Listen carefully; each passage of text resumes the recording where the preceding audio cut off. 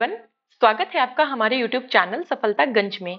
I hope आप सब बहुत अच्छे होंगे एंड आपकी प्रिपरेशन भी बहुत अच्छी चल रही होगी। तो जैसा कि आप सब जानते हैं, हमारी घटना चक्र की सीरीज चल रही है जिसमें हमने ऑलरेडी काफी टॉपिक्स को कवर कर लिया है। आज का जो हमारा टॉपिक है वो है गांधी इरविन पैक्ट के बारे में, जिसे हम गांधी इरविन समझौता भी कहते हैं, क्योंकि ये महात्मा गांधी और उस समय के वायसराय लॉर्ड इरविन के बीच में हुआ था, इसलिए इसे गांधी इरविन समझौता कहते हैं। जानेंगे क्या थे इंपॉर्टेंट पॉइंट्स गांधी इरविन समझौते के। उसके बाद इस पर बेस्ड जो प्रीवियस ईयर में आए हुए क्वेश्चंस हैं उनको भी हम सॉल्व करेंगे। अगेन सेशन को शुरू करने से पहले, जैसा कि मैं हमेशा आपसे रिक्वेस्ट करती हूं कि अगर आपने अभी तक हमारे चैनल सफलतागंज को नहीं सब्सक्राइब किया है तो जल्द से जल्द उसे सब्सक्राइब करें और हमारे वीडियोस को ज्यादा से ज्यादा लाइक करें एंड शेयर करें, सो दैट ऐसे ही इंपॉर्टेंट कंटेंट हम आप तक लाते रहें और आपकी हेल्प करते रहें। तो चलिए स्टार्ट करेंगे गांधी इरविन पैक्ट को, आज का सेशन हमारा। तो सविनय अवज्ञा आंदोलन के बारे में हमने पिछले लेक्चर में पढ़ा था। तो जब सविनय अवज्ञा आंदोलन बहुत ज्यादा एक्सपैंड होने लगा, ठीक है, तो जो उस समय के देन वायसरॉय थे लॉर्ड इरविन, ठीक है, उस समय कौन था वायसरॉय? Lord Irwin. ये बात हो रही है 1930-31 की, ठीक है। तो उसने देश में एक सौहार्द का वातावरण उत्पन्न करने के उद्देश्य से क्या किया कि 26 जनवरी 1931 को गांधी जी को जेल से रिहा कर दिया।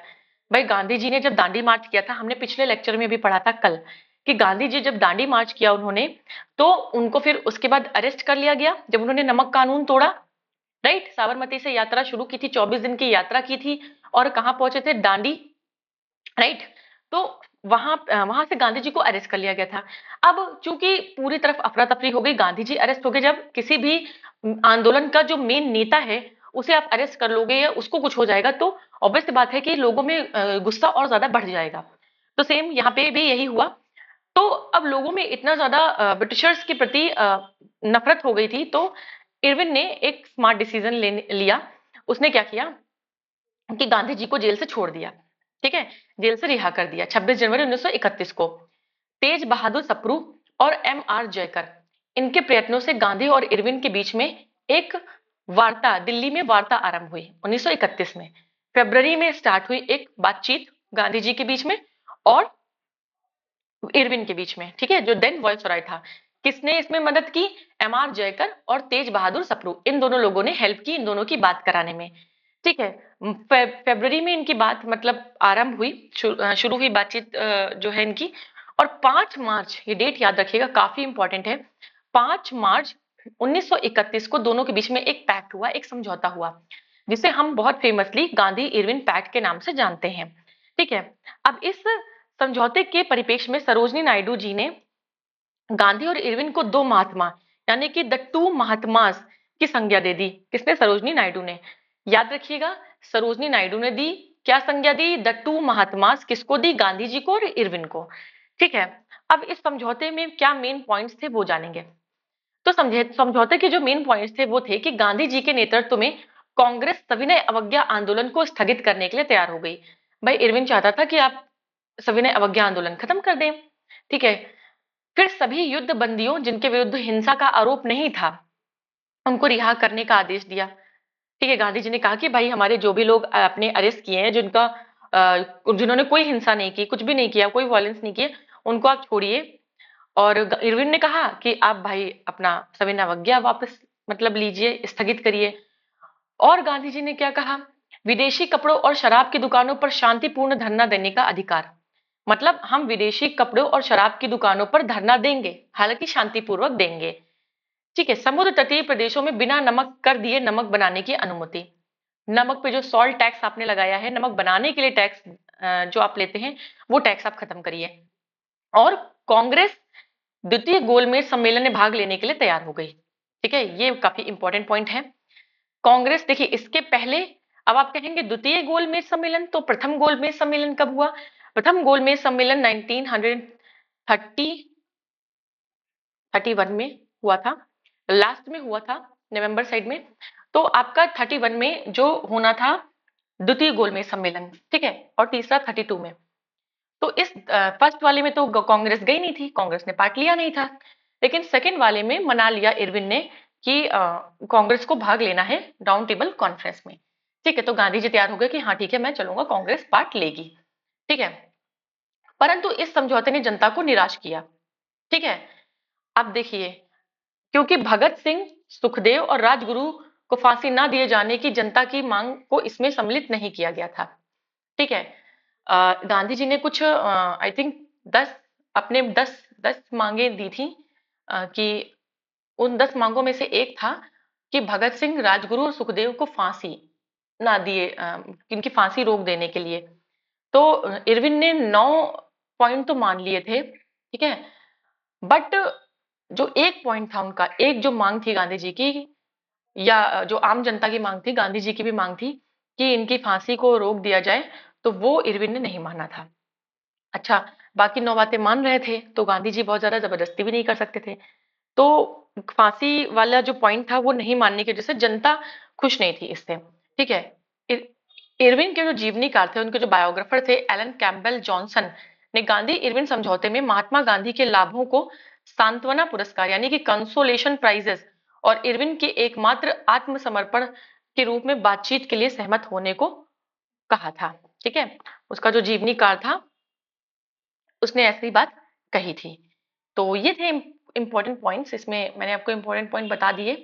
ठीक है, बहुत ज्यादा बड़ा टॉपिक नहीं है, काफी छोटा सा टॉपिक है, तो चलिए स्टार्ट कर देंगे क्वेश्चंस को हम। तो गांधी इरविन समझौता हुआ मुख्य रूप से गोलमेज सम्मेलन में कांग्रेस की भागीदारी सहज करने के लिए, सविनय अवज्ञा आंदोलन को समाप्त करने के लिए, गांधी जी द्वारा किए गए आमरण अनशन को तोड़ने के लिए, या नमक पर कर समाप्त करने के लिए। देखिए, ये भी पॉइंट था, ये भी पॉइंट था, ये भी पॉइंट था। ठीक है, लेकिन सबसे इंपॉर्टेंट पॉइंट क्या था? नमक टैक्स था। ठीक है, सविनय अवज्ञा भी वापस लेने को कहा गया, लेकिन सबसे इंपॉर्टेंट पॉइंट, इरविन ने क्यों समझौता किया गांधी जी से, क्यों गांधी जी को छोड़ा? क्योंकि वो चाहता था कि जो कांग्रेस है वो गोलमेज, जो आपका राउंड टेबल कॉन्फ्रेंस है उसमें पार्टिसिपेट करे कांग्रेस। तो ए ऑप्शन का ज्यादा अप्रोप्रिएट आंसर है। ठीक है, चलिए, गलत बाकी भी नहीं है, लेकिन अप्रोप्रिएट आंसर की अगर बात करेंगे तो वो ए होगा। तो गांधी जी ने फरवरी 1931 में लॉर्ड वायसरॉय लॉर्ड इरविन से भेंट की और उनकी बातचीत 15 दिनों में 8 बार उनकी बात हुई, जिसके परिणाम स्वरूप 5 मार्च 1931 को एक समझौता हुआ जो गांधी इरविन समझौते के नाम से जाना गया। इस समझौते के तहत कांग्रेस को सविनय अवज्ञा आंदोलन स्थगित करना पड़ा और कांग्रेस द्वितीय गोलमेज सम्मेलन में भाग लेने के लिए तैयार हो गई। वस्तुतः प्रथम गोलमेज सम्मेलन में कांग्रेस शामिल नहीं हुई थी। यह समझौता मुख्य रूप से गोलमेज सम्मेलन में कांग्रेस की भागीदारी सहज करने के लिए हुआ था। तो ये पॉइंट था आपका। नेक्स्ट क्वेश्चन है हमारा कि गांधी इरविन समझौते में निम्नलिखित में से क्या सम्मिलित था या सम्मिलित थे? तो देखेंगे क्या पॉइंट्स थे जो सम्मिलित थे। राउंड टेबल कॉन्फ्रेंस में भाग लेने के लिए कांग्रेस को आमंत्रित करना। यस, राउंड टेबल की बात तो हुई ही थी। राउंड टेबल तो इनका इंपॉर्टेंट पॉइंट था। असहयोग आंदोलन के संबंध में जारी किए गए अध्यादेशों को वापस लेना, यस ये भी था।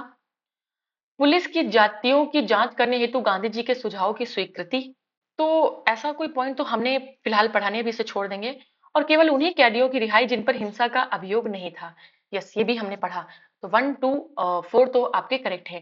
पुलिस की जातियों की जांच करने हेतु गांधी जी के सुझाव की स्वीकृति, ऐसा कोई पॉइंट हमने नहीं पढ़ा, तो ये पॉइंट नहीं था। तो आपका 1, 2 एंड 4, 1, 2 एंड 4 केवल यही आपके ऑप्शन होंगे। ठीक है, देखिए एक बार पढ़ लीजिए आप एक्सप्लेनेशन को। राइट, चलिए, नेक्स्ट है गांधी इरविन समझौते पर हस्ताक्षर हुए थे। तो 5 मार्च 1931, डेट सहित याद रखना है। देखिए, मैं हर चीज की डेट आपको नहीं याद करने को कहती हूँ, बट जो काफी इंपॉर्टेंट चीजें हैं जो डेट के साथ आती हैं, आपको 5 मार्च, 6 मार्च, 7 मार्च, 8 मार्च ऐसे दे देगा तो आप कंफ्यूज हो जाएंगे, और ईयर एक 1931 कर दे सबका तो आप कंफ्यूज हो जाएंगे। राइट, तो कंफ्यूज नहीं होना है। नेक्स्ट नेक्स्ट क्वेश्चन है हमारा कि गांधी इरविन समझौता कब हुआ था? तो 5 मार्च 1931 को गांधी इरविन पैक्ट हुआ था। डेट के साथ याद रखेंगे। नेक्स्ट है 5 मार्च 1931 को निम्न में से कौन सा समझौता हुआ था? तो ये गांधी इरविन। ठीक है, तो इरविन गांधी या गांधी इरविन समझौता हुआ था, कंफ्यूज नहीं होंगे। नेक्स्ट है निम्नलिखित में से किसका स्थगन गांधी इरविन समझौते में किया जाना प्रस्तावित था? तो ये इसमें जो असहयोग आपका सविनय अवज्ञा आंदोलन था, सविनय अवज्ञा आंदोलन को खत्म करना था, ये उसकी डिमांड थी। ठीक है, तो सविनय अवज्ञा आंदोलन स्थगित किया था और नमक कानून तोड़ा गया। गोलमेज सम्मेलन में कांग्रेस की भागीदारी सहज बनाई गई। बहुत सारे पॉइंट्स थे। नेक्स्ट है गांधी इरविन समझौते को हस्ताक्षरित होने में किसने महत्वपूर्ण भूमिका निभाई थी? तो तेज बहादुर सप्रू और एम आर जयकर, दोनों का नाम हमने पढ़ा। तो एक का तो है नहीं, तो जिसका है उस पर टिक कर देंगे। तो तेज बहादुर सप्रू, एम आर जयकर होते तो उनका भी नाम यहाँ पे करेक्ट होता। राइट, चलिए नेक्स्ट है गांधी इरविन समझौते में किसने मध्यस्थ की भूमिका अदा की थी? तो तेज बहादुर सप्रू और एम आर जयकर, इन दोनों ने एक तरीके से मध्यस्थ या मीडिएटर की भूमिका निभाई थी। राइट, मीडिएटर का काम किया था। नेक्स्ट है निम्नलिखित व्यक्तियों में से किसने इरविन और गांधी को दो महात्मा कहा था? तो ये सरोजनी नायडू जी ने कहा था। अभी हमने नोट्स में पढ़ा कि सरोजनी नायडू जी ने गांधी इरविन पैक्ट के बाद गांधी और इरविन को टू महात्मा का टाइटल दिया। ठीक है, नेक्स्ट है निम्नलिखित में से किसने गांधी इरविन समझौते में महात्मा गांधी के लाभ को सांत्वना पुरस्कार कहा था? तो ये बात कही थी इरविन के जो बायोग्राफर थे, ऑटोबायोग्राफी जिसने लिखी थी, एलन कैम्पबेल जॉनसन, उसने ये बात कही थी। ठीक है, चलिए नेक्स्ट। ओके, तो ये टॉपिक हमारा कंप्लीट होता है। काफी छोटा सा टॉपिक था, देखा आपने, काफी छोटा टॉपिक था। नेक्स्ट टॉपिक हम आज ही करेंगे अपना, जो कि है कांग्रेस का कराची अधिवेशन। वेरी वेरी इंपॉर्टेंट, 1931 में हुआ था। देखिए 1929 वाला इंपॉर्टेंट था, लाहौर में हुआ था। ठीक है, 1931 का इंपॉर्टेंट है, कराची में हुआ था। इससे पहले भी हमने इंपॉर्टेंट पढ़े, पहला इंपॉर्टेंट है, दूसरा इंपॉर्टेंट है। ठीक है, उसके बाद आपका 1905 का इंपॉर्टेंट है। ठीक, स्वदेशी शुरू हुआ 1906। ठीक है, 1905 बंगाल विभाजन वाला इंपॉर्टेंट है आपका। और आपका 1906 7 का इंपॉर्टेंट है क्योंकि सूरत फूट पड़ी थी। 1916 का लखनऊ वाला इंपॉर्टेंट है क्योंकि उस पे कांग्रेस और के एक्सट्रीमिस्ट और मॉडरेट्स एक मंच पे आए थे और कांग्रेस और मुस्लिम लीग एक मंच पे आई थी। उसके बाद आपका 1920 का है। ठीक है, 1919 का भी इम्पोर्टेंट है। ठीक है, जलियांवाला बाग जब हुआ था। राइट, तो इस तरीके से ये सब चीजें इंपॉर्टेंट हैं। 1917 का इम्पोर्टेंट है क्योंकि एनी बेसेंट ने किया था। ठीक है, अध्यक्षता। 1924 का इम्पोर्टेंट है, बेलगांव अधिवेशन, क्योंकि गांधी जी ने पहली और आखिरी बार 1924 में बेलगांव कर्नाटक, ठीक है, बेलगांव पहली और आखिरी बार अध्यक्षता की थी। इसके बाद कभी अध्यक्ष नहीं बने गांधी जी। ठीक है, 1925 का इंपॉर्टेंट है। 1925 का क्यों इंपॉर्टेंट है? क्योंकि कानपुर का अधिवेशन था। कानपुर का क्यों इंपॉर्टेंट है? क्योंकि सरोजनी नायडू जी ने अध्यक्षता की थी। ठीक है, सरोजनी नायडू क्यों इंपॉर्टेंट हो गई? क्योंकि पहली भारतीय महिला जिसने कांग्रेस के अधिवेशन की अध्यक्षता की, इसलिए इंपॉर्टेंट है। ठीक, तो इस तरीके से जो इंपॉर्टेंट टाइम में पीरियड में हुए हैं अधिवेशन, वो अधिवेशन की डेट, उसके अध्यक्ष हमें याद करने पड़ेंगे और कहाँ हुआ, किस जगह पर, ये भी हमें याद रखना पड़ेगा। राइट, तो 1931 का कराची अधिवेशन है। देखेंगे कराची अधिवेशन में क्या क्या इंपॉर्टेंट चीजें थी। तो जब गांधी इरविन समझौता हुआ, यानी दिल्ली समझौता को मंजूरी देने के लिए सरदार वल्लभ भाई पटेल की अध्यक्षता में 26 मार्च से 31 मार्च 1931 को कांग्रेस का कराची में एक अधिवेशन हुआ। ठीक है, ये जो आपका समझौता हुआ था, गांधी इरविन पैक्ट हुआ था 5 मार्च को, उसको एक तरीके से एक तरीके से मंजूरी देने के लिए सरदार वल्लभ भाई पटेल की अध्यक्षता में कांग्रेस का अधिवेशन हुआ 1931 को कराची में। अध्यक्ष थे कौन? सरदार वल्लभ भाई पटेल। इस अधिवेशन में पहली बार कांग्रेस ने मौलिक अधिकारों, यानी कि फंडामेंटल राइट्स और राष्ट्रीय आर्थिक कार्यक्रमों के से संबद्ध प्रस्ताव पारित किया। ठीक है, अच्छा देखिए, मौलिक अधिकार जो फंडामेंटल राइट्स है, इसकी बात हमने नेहरू रिपोर्ट में भी की थी, जो मोतीलाल नेहरू जी ने तैयार की थी। ठीक है, इस अधिवेशन में कुछ लोगों के विरोध करने पर गांधी जी ने कहा था कि गांधी मर सकता है लेकिन गांधीवाद नहीं मर सकता। ठीक है, और ये पहला अवसर था जब पूर्ण स्वराज को कांग्रेस द्वारा परिभाषित किया गया, मतलब प्रॉपर डेफिनेशन दी गई पूर्ण स्वराज की। ठीक है, 1931 में भारतीय राष्ट्रीय कांग्रेस के कराची अधिवेशन में पारित मूल अधिकारों और आर्थिक कार्यक्रम पर संकल्प पंडित जवाहरलाल नेहरू ने प्रारूपित किया था तथा एम एन रॉय ने इसमें सहयोगी की भूमिका निभाई थी। सुभाष चंद्र बोस जी ने भारतीय राष्ट्रीय कांग्रेस के कराची अधिवेशन को महात्मा गांधी की लोकप्रियता और सम्मान की पराकाष्ठा माना है। किसने? सुभाष चंद्र बोस जी ने। तो इस तरीके से ये स्टेटमेंट्स आ जाते हैं। किसने कराची अधिवेशन को महात्मा गांधी की महात्मा गांधी जी का जो स्टेटमेंट था अभी, की पराकाष्ठा माना है, ठीक है, तो वो सुभाष चंद्र जो बोस जी का नाम आ जाएगा, ठीक है, या सुभाष चंद्र बोस जी ने किसके रेफरेंस में ये स्टेटमेंट दिया है, तो महात्मा गांधी आ जाएगा आंसर, ठीक है। तो इस तरीके से क्वेश्चंस फ्रेम हो जाते हैं। थोड़ा और टिपिकल करना होता है तो थोड़ा और उसको घुमा देते हैं, बट आपका आंसर अगर आपको पूरी एक स्टोरी की तरह चीजें पता है तो आंसर आपका निकल आता है, गलत नहीं होता है। चलिए, तो क्वेश्चन हुए हैं अब हमारे, क्वेश्चन करेंगे हम। तो पहला क्वेश्चन है हमारा कि निम्नलिखित में से किसने भारतीय राष्ट्रीय कांग्रेस के कराची अधिवेशन का सभापतित्व किया, मतलब कि किसने अध्यक्षता की। तो हमने अभी पढ़ा कि सरदार वल्लभ भाई पटेल जी की अध्यक्षता में कराची में 1931 में कांग्रेस का अधिवेशन हुआ। अब कराची पाकिस्तान में है, तब अनडिवाइडेड था ना हमारा इंडिया, अखंड भारत था, राइट, तब हमारा अखंड भारत था, तब बटा हुआ नहीं था, राइट। चलिए, 1931 में भारतीय राष्ट्रीय कांग्रेस के कराची अधिवेशन के लिए जिसकी अध्यक्षता सरदार वल्लभ भाई पटेल कर रहे थे, किसने मूल अधिकारों तथा आर्थिक कार्यक्रम, ठीक है, पर संकल्प प्रारूपित किया था। तो संकल्प प्रारूपित किया था पंडित जवाहरलाल नेहरू जी ने, ठीक है, पंडित जवाहरलाल नेहरू जी ने। और जो एम एन रॉय थे, उन्होंने सहयोगी की भूमिका निभाई थी। निम्नलिखित में से किसने भारतीय राष्ट्रीय कांग्रेस के कराची अधिवेशन को महात्मा गांधी की लोकप्रियता और सम्मान की पराकाष्ठा माना है। देखिए, आगे आगे स्टेटमेंट यूपीपी से 2014 में देखिए प्री में आया है, रिपीट हो सकता है, बिल्कुल क्वेश्चंस रिपीट होते हैं पीसीएस में। तो आपका सुभाष चंद्र बोस जी ने महात्मा गांधी की लोकप्रियता और सम्मान महात्मा गांधी की लोकप्रियता और सम्मान की पराकाष्ठा माना है किसे, कराची अधिवेशन को। चलिए, नेक्स्ट क्वेश्चन है हमारा, भारतीय स्वाधीनता संघर्ष के से संबंधित निम्नलिखित घटनाओं को उनके सही क्रम में हमें लगाना है। देखिए, कराची अधिवेशन 1931 में हुआ, ठीक है, द्वितीय गोलमेज सम्मेलन भी 1931 में हुआ, ठीक है। अब देखिए एक सेकेंड, आपका दोनों 1931 हैं तो हमें डेट भी लिखनी पड़ेगी। तो देखिए, जो आपका द्वितीय गोलमेज सम्मेलन है वो बेसिकली सितंबर में हुआ था, ठीक है, सितंबर 7 सितंबर करेक्ट इसकी डेट है। और आपका जो गांधी इरविन पैक्ट था, अच्छा, कराची अधिवेशन, सॉरी, कराची अधिवेशन जो है वो 26 से 31 मार्च, अभी हमने पढ़ा 26 से 31 मार्च चला था, ठीक है।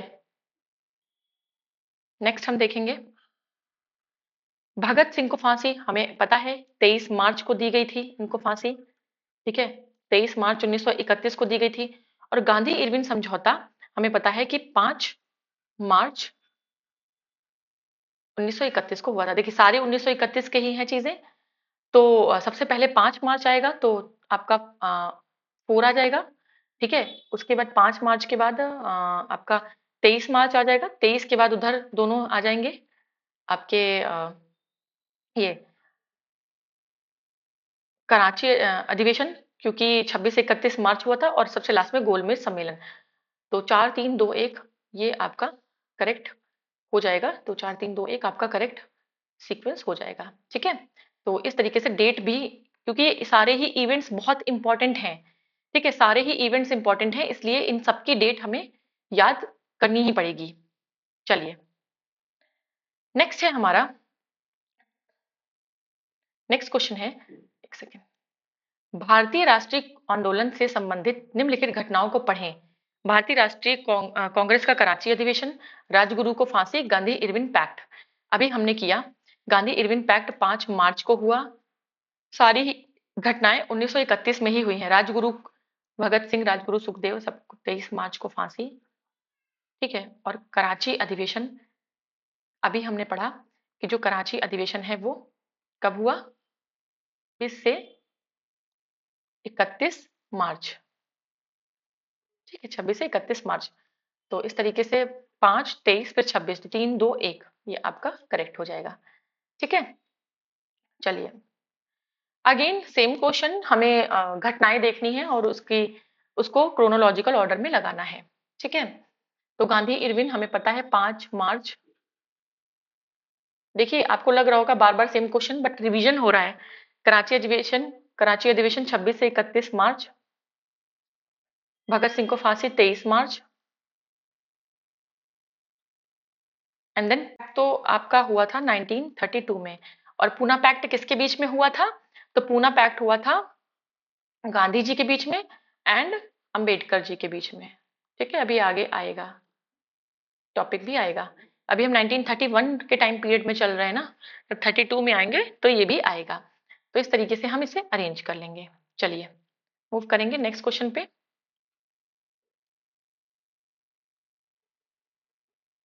ओके, तो ये टॉपिक भी हमारा फिनिश होता है।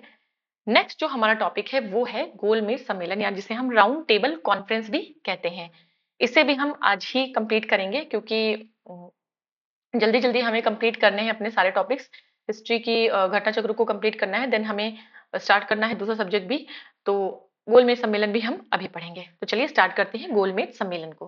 तो यस, तो 10 जून और 24 जून 1930 को साइमन कमीशन की रिपोर्ट प्रकाशित हुई। ठीक है, हमने पढ़ा था साइमन कमीशन बना था नवंबर 1927 में, आया फरवरी, है ना, 3 फरवरी 1928 को इंडिया आया। तो फिर साइमन कमीशन के लिए बड़ा विरोध हुआ, उसमें लाला लाजपत राय जी की डेथ भी हो गई। ठीक है, ये सब हम पढ़ चुके हैं ऑलरेडी। तो साइमन कमीशन ने अपनी रिपोर्ट पब्लिश की, ठीक है, 1930 में। राजनीतिक संगठनों ने कमीशन की सिफारिशों को अस्वीकार कर दिया। मतलब जितने भी पॉलिटिकल एसोसिएशंस थे, हमारे ऑर्गेनाइजेशंस थी, उसने क्या किया, कमीशन की जो भी उनकी रिकमेंडेशन थी उनको हमने उसके अगेंस्ट हो गए। तो कांग्रेस को जो प्रमुख, क्योंकि कांग्रेस के प्रमुख नेता जेल में थे, ठीक है, तो ब्रिटिश सरकार ने निराशा और असंतोष के वातावरण में नवंबर 1930 में लंदन में प्रथम गोलमेज सम्मेलन बुलाया। देखिए यहाँ पे आप कहेंगे कि 31 की बात तो हो चुकी है, तो भाई सब प्रथम गोलमेज सम्मेलन 1930 में हुआ था, तो 1930 में तो वापस जाएंगे ही हम। ठीक है, अब देखिए क्यों सारे नेता जेल में थे, क्योंकि सविनय अवज्ञा आंदोलन के चलते उनको गिरफ्तार कर लिया गया था। भाई गांधी जी भी थे। ठीक है, तो उनको जब गिरफ्तार कर लिया गया तो सारे प्रमुख नेता जेल में थे। अब आपने डाउन टेबल कॉन्फ्रेंस ऑर्गेनाइज तो कर दी है, लेकिन कांग्रेस आएगा कौन भाई? प्रमुख नेता जो हमारे प्रतिनिधि हैं, जो हमारे रिप्रेजेंटेटिव्स हैं, वही नहीं होंगे, तो क्या करोगे ये सब करके? तो फिलहाल उन्होंने किया, कॉन्फ्रेंस की, पहली राउंड टेबल कॉन्फ्रेंस। इस सम्मेलन में 89 भारतीय प्रतिनिधियों ने भाग लिया। ठीक है, 89 लोग इंडिया से गए थे, लेकिन कांग्रेस ने इसमें भाग नहीं लिया था, ये याद रखिएगा। ठीक है, इस सम्मेलन में भाग लेने वाले कौन कौन लोग थे? तेज बहादुर सप्रू, श्रीनिवास शास्त्री, मोहम्मद अली, मोहम्मद शफी, आगा खां, फजलुल हक, मोहम्मद अली जिन्ना, होमी मोदी, एम आर जयकर, मुंजे, भीमराव अंबेडकर और सुंदर सिंह मजीठिया। ठीक है, ये कुछ नाम हैं जो काफी इंपॉर्टेंट हैं। ठीक है, इनमें से 4 नाम दे देंगे, कह देंगे इनमें से कौन है जो गोलमेज सम्मेलन, प्रथम गोलमेज सम्मेलन में शामिल था, या कौन शामिल नहीं था। इस तरीके से आ सकता है, हालांकि काफी डीप क्वेश्चन है, लगता नहीं कि इतना पूछा जाएगा। नेक्स्ट है, इस सम्मेलन में ईसाइयों का प्रतिनिधित्व केटी पॉल ने किया था। ये भी याद रखना है कि किसका प्रतिनिधित्व किसने किया था। तो ईसाई जितने भी क्रिश्चियंस थे, उनको केटी पॉल ने रिप्रेजेंट किया था। अब इस सम्मेलन का उद्घाटन ब्रिटिश सम्राट ने किया था। ठीक है, और अध्यक्षता किसने की थी? जो ब्रिटेन के देन प्राइम मिनिस्टर थे, जो प्रधानमंत्री थे, रैमजे मैकडोनल्ड। तो क्वेश्चन ये बहुत इंपॉर्टेंट है कि प्रथम गोलमेज सम्मेलन के समय ब्रिटेन के प्रधानमंत्री कौन थे? तो रैमजे मैकडोनल्ड थे। ठीक है, 7 सितंबर 1931 से 1 दिसंबर 1931, 7 सितंबर से 1 दिसंबर चला था। ठीक है, अब अच्छा, तो यहाँ तक ये बात खत्म हो गई। अब क्या हुआ कि 7 सितंबर 1931 से 1 दिसंबर 1931 तक द्वितीय गोलमेज सम्मेलन चला। तो द्वितीय गोलमेज सम्मेलन जब चला, तो सेकंड राउंड टेबल कॉन्फ्रेंस थी, क्योंकि गांधी इरविन पैक्ट हो चुका था ऑलरेडी मार्च 1931 में। तो महात्मा गांधी जी गए थे। कांग्रेस से एकमात्र रिप्रेजेंटेटिव के रूप में कौन गया था? महात्मा गांधी जी। इनके अलावा सरोजनी नायडू, मदन मोहन मालवीय, ये लोग भी गए थे। ठीक है, एनी बेसेंट ने भी इसमें भाग लिया था। गांधी जी, अच्छा ये भी बहुत इंपॉर्टेंट है कि किस जहाज से गए थे। तो सेकेंड राउंड टेबल कॉन्फ्रेंस में गांधी जी ब्रिटेन जिस जहाज से गए थे, उसका नाम था SS राजपूताना। ठीक है, उस जहाज, पानी के जहाज से कहाँ पहुंचे थे? तो पहुंचे थे ब्रिटेन। ठीक है, और वो कहाँ ठहरे थे? तो वो लंदन के किंग्सले हॉल में ठहरे थे। एक एक पॉइंट बहुत इंपॉर्टेंट है गांधी जी के बारे में। ठीक है, गतिरोधों के कारण सम्मेलन 1 दिसंबर को समाप्त घोषित कर दिया गया और गांधी जी लंदन से खाली हाथ लौट आए।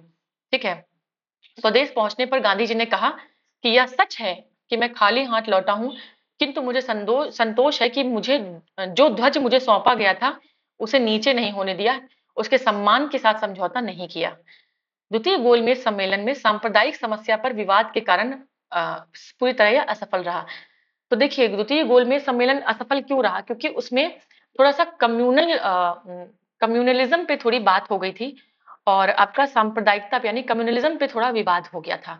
ठीक है, अब क्यों विवाद हुआ था कि जो दलित नेता थे ना भीमराव अंबेडकर जी, उन्होंने कहा कि दलितों के लिए पृथक निर्वाचन मंडल बनाइए आप। ठीक है, दलित खड़ा होगा, दलित ही वोट देंगे, दलित ही वो बनेगा जो भी मिनिस्टर होगा। कुल मिलाकर उन्होंने एक जैसे उस समय मांग मार्ले मिंटो आया था जो सेपरेट इलेक्टोरेट की बात कर रहा था, किसके लिए? मुसलमानों के लिए। आज हमारे हिंदुओं में ही भीमराव अम्बेडकर जी ने पृथक निर्वाचक मंडल की बात कर दी। उन्होंने कहा कि दलितों के लिए पृथक निर्वाचक मंडल होना चाहिए। अब गांधी जी ने कहा कि मतलब एक हिंदू मुस्लिम में तो अलग फूट की बात थी, ये तो हिंदू हिंदू में ही फूट डालने वाली बात हो गई। गांधी जी ने बिल्कुल अस्वीकार कर दिया। डॉक्टर भीमराव अंबेडकर एकमात्र ऐसे इंडियन थे जिन्होंने तीनों गोलमेज सम्मेलन में भाग लिया। ठीक है, एकमात्र ऐसे इंडियन, ऐसा क्वेश्चन आता है और आया हुआ है ये क्वेश्चन कि एकमात्र व्यक्ति जिसने तीनों गोलमेज सम्मेलन में भाग लिया तो वो भीमराव अम्बेडकर जी थे। तीसरा गोलमेज सम्मेलन 17 नवंबर 1932 से 24 दिसंबर 1932 तक चला और कांग्रेस ने सम्मेलन का बहिष्कार कर दिया। पहले में सब जेल में थे, दूसरे में गांधी जी गए, तीसरे में फिर बहिष्कार कर दिया। तो कुल मिलाकर ये थी गोलमेज सम्मेलन के बारे में इंपॉर्टेंट पॉइंट्स। अब हम आएंगे अपने गोलमेज सम्मेलन के इंपॉर्टेंट क्वेश्चंस पे। राइट, पहला क्वेश्चन है कि निम्नलिखित में से किस भारतीय नेता ने लंदन में प्रथम गोलमेज कॉन्फ्रेंस में भाग लिया था? ठीक है, पहले गोलमेज सम्मेलन में भाई गांधी जी तो गए नहीं थे, जवाहरलाल नेहरू तो किसी में नहीं गए थे, ठीक है, और अबुल कलाम आजाद भी नहीं। तो मोहम्मद अली, देखिए मौलाना मोहम्मद अली का नाम हमने पढ़ा था, मोहम्मद अली जिन्ना का पढ़ा, बी आर अम्बेडकर का पढ़ा, हमने काफी सारे नाम पढ़े थे जो प्रथम गोलमेज सम्मेलन में गए थे। तो इस तरीके से आ जाता है क्वेश्चन। हमें लगता है इंपॉर्टेंट नहीं है बट वो इंपॉर्टेंट होता है। तो एक बार नाम अगर आपके आंखों के सामने से ये नाम गुजरेंगे, देखिए ये सारे नाम हैं, तेज बहादुर सप्रू, श्रीनिवास शास्त्री, मोहम्मद अली, मोहम्मद शफी, आगा खां, फजलुल हक, मोहम्मद अली जिन्ना, होमी मोदी, एम आर जयकर, मुंजे, भीमराव अंबेडकर और सुंदर सिंह मजीठिया। इनका नाम तो बिल्कुल याद कर लीजिए। ठीक है, नेक्स्ट क्वेश्चन है प्रथम गोलमेज सम्मेलन के बारे में निम्नलिखित में से कौन एक सही नहीं है? तो प्रथम गोलमेज सम्मेलन 1930 में आयोजित हुआ, बिल्कुल सही बात है। इसे साइमन आयोग की रिपोर्ट पर चर्चा करनी थी, ये भी हमने पढ़ा। इसका आयोजन लंदन में हुआ, ब्रिटेन में, बिल्कुल। इसमें कांग्रेस प्रतिनिधि मंडल ने प्रतिभाग किया था, नहीं। कांग्रेस के मुख्य नेता तो जेल में थे सविनय अवज्ञा आंदोलन के चलते, तो पार्टिसिपेट कैसे करेंगे? तो डी ऑप्शन आपका करेक्ट हो जाएगा। नेक्स्ट हमारा क्वेश्चन है कि लंदन में संपन्न हुए गोलमेज सम्मेलन में भारतीय ईसाइयों का प्रतिनिधित्व किसने किया? तो अभी हमने पढ़ा नोट्स में कि केटी पॉल जी ने भारतीय भारतीय ईसाइयों का, इंडियन क्रिश्चियंस का प्रतिनिधित्व किया था। नेक्स्ट क्वेश्चन है हमारा कि ब्रिटिश सरकार द्वारा लंदन में भारतीय नेताओं का प्रथम गोलमेज सम्मेलन कब बुलाया गया? तो 1930 के टाइम पे ये बुलाया गया था। ठीक है, 1930 के टाइम पे ये बुलाया गया था। तो 1930 इसका करेक्ट आंसर होगा। राइट, 1930 करेक्ट होगा, ना कि 1931। चलिए, नेक्स्ट है हमारा निम्नलिखित में से किन व्यक्तियों ने सेकेंड गोलमेज सम्मेलन में भाग लिया था? ठीक है, तो देखिए महात्मा गांधी तो सेकेंड में गए थे, ठीक, सरोजनी नायडू जी भी सेकेंड गोलमेज सम्मेलन में, हमने नोट्स में पढ़ा कि मदन मोहन मालवीय जी भी गए थे, मौलाना आजाद का नाम कहीं नहीं था। तो 1 2 3 आपका हो जाएगा, मौलाना आजाद जी नहीं थे। ठीक है, नेक्स्ट है हमारा, अच्छा चलिए इसका थोड़ा सा एक्सप्लेनेशन हम देख लेंगे। 7 सितंबर 1931 से 1 दिसंबर 1931 तक चले द्वितीय गोलमेज सम्मेलन में महात्मा गांधी ने कांग्रेस के एकमात्र प्रतिनिधित्व के रूप में हिस्सा लिया। इनके अलावा सरोजनी नायडू, मदन मोहन मालवीय भी इसमें पार्टिसिपेट इन लोगों ने भी किया और एनी बेसेंट ने भी इस सम्मेलन में भाग लिया। गांधी जी के साथ उनके सचिव महादेव देसाई, प्यारे लाल और मीरा बेन और देवदास गांधी भी लंदन गए थे। तो इनका नाम भी आ सकता है कि महात्मा जी गांधी जी के साथ इनमें से कौन कौन गया था। तो इस पे एक नजर डाल लीजिए। नेक्स्ट है इनमें से किसने द्वितीय गोलमेज सम्मेलन में भाग नहीं लिया था? देखिए क्वेश्चन आ गया। देखिए महादेव देसाई गए थे गांधी जी के साथ, प्यारेलाल नैयर गए थे गांधी जी के साथ, मदन मोहन मालवीय गए थे, महात्मा गांधी खुद गए थे, सरोजनी नायडू जी गई थी, जवाहरलाल नेहरू नहीं गए थे किसी भी गोलमेज सम्मेलन में। ठीक है, तो जवाहरलाल नेहरू जी नहीं गए थे। नेक्स्ट क्वेश्चन है हमारा, निम्नलिखित नेताओं में कौन द्वितीय गोलमेज सम्मेलन में भाग नहीं, किसने नहीं लिया था? तो गांधी जी ने लिया था, सरोजनी नायडू जी ने लिया था, पंडित मदन मोहन मालवीय जी ने लिया था, डॉक्टर राजेंद्र प्रसाद जी ने नहीं लिया था। देखिए रिसेंट का क्वेश्चन है 2020 का, अभी भी ऐसे क्वेश्चन आते हैं। नेक्स्ट क्वेश्चन है द्वितीय गोलमेज सम्मेलन में कांग्रेस का प्रतिनिधित्व किसने किया था? तो द्वितीय गोलमेज सम्मेलन में गांधी जी गए थे, तो गांधी जी ने कांग्रेस का प्रतिनिधित्व किया था। नेक्स्ट क्वेश्चन पे हम आएंगे। नेक्स्ट क्वेश्चन है हमारा कि लंदन में आयोजित निम्नलिखित गोलमेज सम्मेलनों में से किसमें महात्मा गांधी जी उपस्थित थे? तो फर्स्ट थर्ड में कांग्रेस थी ही नहीं, सेकंड में थी, तो सेकंड में गांधी जी थे, राइट। नेक्स्ट क्वेश्चन है हमारा कि जवाहरलाल नेहरू जी ने दूसरे गोलमेज सम्मेलन में भारतीय राष्ट्रीय कांग्रेस का प्रतिनिधित्व किया था। बिल्कुल गलत है, क्योंकि जवाहरलाल नेहरू तो गए ही नहीं थे, गांधी जी ने प्रतिनिधित्व किया था। रीजन पढ़ते हैं। गांधी इरविन समझौता 1931 में भारतीय राष्ट्रीय कांग्रेस का दूसरे गोलमेज सम्मेलन में भाग लेना अंतर्निहित था। यस, सहज बनाना था इसका उद्देश्य। तो रीजन तो हमारा करेक्ट है, बट असर्शन हमारा पूरी तरीके से गलत है। ठीक है, रीजन हमारा सही है। चलिए नेक्स्ट है हमारा कि निम्नलिखित में से कौन से गोलमेज सम्मेलन में गांधी जी ने शिरकत की थी, मतलब शामिल हुए थे? तो केवल सेकेंड गोलमेज सम्मेलन में वो शामिल हुए थे, यानी सेकेंड राउंड टेबल कॉन्फ्रेंस में वो उन्होंने पार्टिसिपेट किया था, बाकी किसी में भी पार्टिसिपेट नहीं किया था। नेक्स्ट क्वेश्चन पे हम आएंगे। महात्मा गांधी जब द्वितीय गोलमेज सभा में भाग लेने लंदन गए तो वो कहाँ ठहरे थे? तो वो ठहरे थे किंग्सले हॉल में। वो कहाँ ठहरे थे, वो किस जहाज से गए थे, उस समय प्राइम मिनिस्टर कौन था ब्रिटेन का, ये सब चीजें बहुत इंपॉर्टेंट है। देखिए आ गया क्वेश्चन। द्वितीय गोलमेज सम्मेलन में कांग्रेस के एक प्रतिनिधि के रूप में भाग लेने के लिए महात्मा गांधी बंबई से लंदन जिस पानी के जहाज में गए थे उसका क्या नाम था? उसका नाम था SS राजपूताना। ठीक है, याद रखिएगा, SS राजपूताना। नेक्स्ट क्वेश्चन है निम्नलिखित में से किस गोलमेज सम्मेलन में भारतीय राष्ट्रीय कांग्रेस के प्रतिनिधि ने पहली बार भाग लिया था? तो प्रतिनिधि के रूप में गांधी जी गए थे, जो कि सेकेंड गोलमेज सम्मेलन में गए थे, सेकेंड राउंड टेबल कॉन्फ्रेंस में गए थे। ठीक है, नेक्स्ट है महात्मा गांधी दिसंबर 1931 में खाली हाथ कहां से भारत लौटे थे? वो 1931 में गए थे लंदन। लंदन में था राउंड टेबल कॉन्फ्रेंस, वहां पर कम्युनल थोड़ा सा डिस्प्यूट हो गया, जिसकी वजह से उन्हें खाली हाथ लौटना पड़ा। डिस्प्यूट किसके साथ? अंबेडकर जी के साथ। नेक्स्ट है द्वितीय गोलमेज सम्मेलन किस प्रश्न पर असफल रहा? तो द्वितीय गोलमेज सम्मेलन जो है वो सांप्रदायिक प्रतिनिधित्व के पॉइंट पर असफल रहा। ठीक है, असफल रहा। नेक्स्ट है उस भारतीय का क्या नाम था जिसने तीनों गोलमेज सम्मेलनों में भाग लिया? मैंने कहा था काफी इंपॉर्टेंट क्वेश्चन है ये। तो BR अम्बेडकर ऐसे भारतीय थे जिन्होंने तीनों राउंड टेबल कॉन्फ्रेंस में पार्टिसिपेट किया था, राइट। नेक्स्ट क्वेश्चन पे हम आएंगे। निम्नलिखित में से किसने तीनों गोलमेज सम्मेलनों में भाग लिया था? तो BR अम्बेडकर, उन्होंने तीनों गोलमेज सम्मेलनों में भाग लिया था।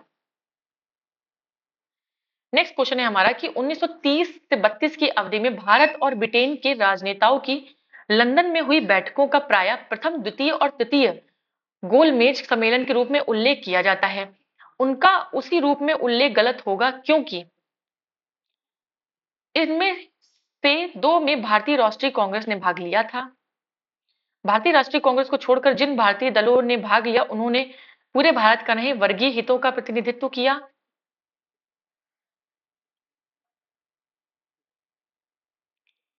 आगे ऑप्शन देखेंगे हम।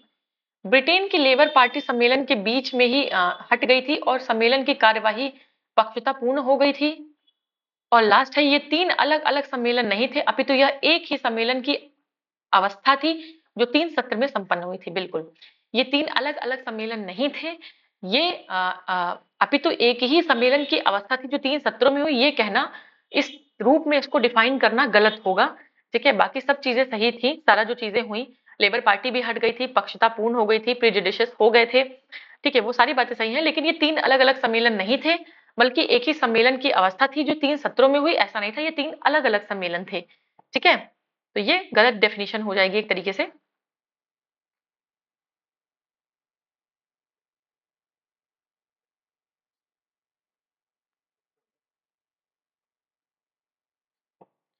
निम्नलिखित गोलमेज सम्मेलनों में से किसका प्रतिनिधित्व भारतीय राष्ट्रीय कांग्रेस ने किया था? तो एक ही था, second round table conference, Mahatma Gandhi ji गए थे इसमें। ठीक है, याद रखना है, थोड़ा सा देख लेंगे हम एक्सप्लेनेशन में। तो फर्स्ट गोलमेज सम्मेलन 12 नवंबर 1930 से 19 जनवरी 1931 तक लंदन में आयोजित किया गया। इसमें भारतीय उदारवादी दल, मुस्लिम लीग, हिंदू महासभा, दलित वर्ग, व्यापारी वर्ग, रजवाड़ों, इन सभी के प्रतिभागियों ने भाग लिया और प्रतिनिधियों ने भाग लिया, और किंतु कांग्रेस इसमें सम्मिलित नहीं हुई थी। दूसरा गोलमेज सम्मेलन 7 सितंबर 1931 से 1 दिसंबर 1931 तक चला। इसमें कांग्रेस के एकमात्र प्रतिनिधि के रूप में गांधी जी ने हिस्सा लिया। लंदन में तीसरा गोलमेज सम्मेलन 17 नवंबर 1932 से 24 दिसंबर 1932 तक चला। कांग्रेस ने इस सम्मेलन का बहिष्कार किया था। तो ये तीनों के बारे में था। नेक्स्ट क्वेश्चन है, निम्न में से कौन सा गोलमेज सम्मेलन 1932 में हुआ? तो एक हुआ 1930 में पहला, 1931 में दूसरा, 1932 में तीसरा। ठीक है, तीसरा हुआ था। नेक्स्ट क्वेश्चन है हमारा कि भारतीय राष्ट्रीय कांग्रेस ने किस गोलमेज सम्मेलन में भाग नहीं लिया था? तो कांग्रेस ने प्रथम और तृतीय दोनों में भाग नहीं लिया था, तो हमारा ई ऑप्शन करेक्ट हो जाएगा। एक से ज्यादा ऑप्शन हमारे करेक्ट हैं, क्योंकि द्वितीय में तो भाग लिया था ना, द्वितीय में तो भाग लिया था, राइट। चलिए, नेक्स्ट क्वेश्चन है हमारा कि निम्नलिखित कथनों पर विचार कीजिए।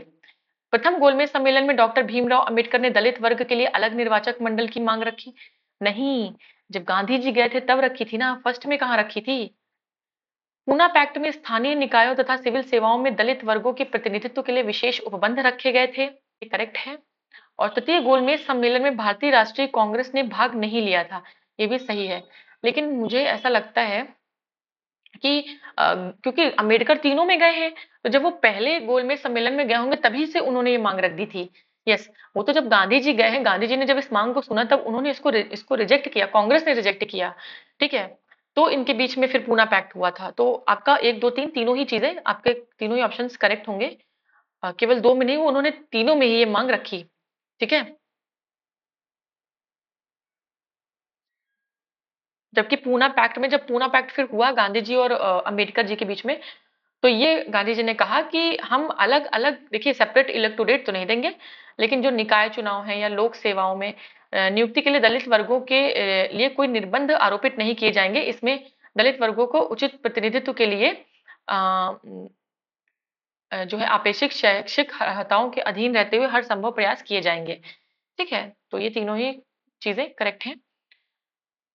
तो यस, ये भी टॉपिक हमारा खत्म होता है।